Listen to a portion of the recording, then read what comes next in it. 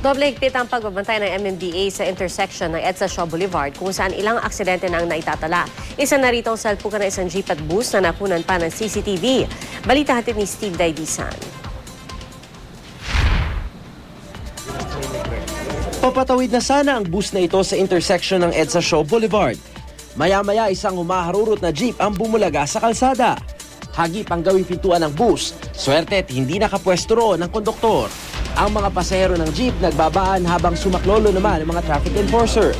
Bali at galo sa katawan ng tinamon ng driver ng jeep. Yung mga bus po talaga nakago po sila, so parang beating the red light po yung yung nangyari po dun sa jeep tsaka sa motor.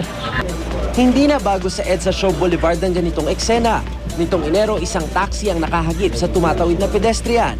Binangga naman ng bus ang isang jeep na papatawid din sa intersection nitong Pebrero. Katapusan ng Marso naman ang banggain ng bus ang isang humaharurot ng motorsiklo. Sumenyas pa ang enforcer na magpagal ang bus pero tila huli na para mamreno ang driver. Kung tutusin, kumpleto naman yung mga traffic lights dito sa EDSA Shaw Boulevard. Gaya halimbawa nito, naka-color green yung ilaw, ibig sabihin papatawid yung mga sasakyan dito sa EDSA. Ang kaso, nagiging problema kapag naipon daw yung mga sasakyan na galing doon sa Mandaluyong, pinahihintulutan na sila makatawid ng mga taga-Mandaluyong traffic. Ang nangyari ngayon, dahan-dahan na lamang na pinahihinto o pinababagal nitong MMDA traffic enforcer yung mga sasakyan dito sa EDSA para hindi nila tuluyang mahagip yung mga sasakyan na dahan-dahang tumatawid galing sa Mandaluyong.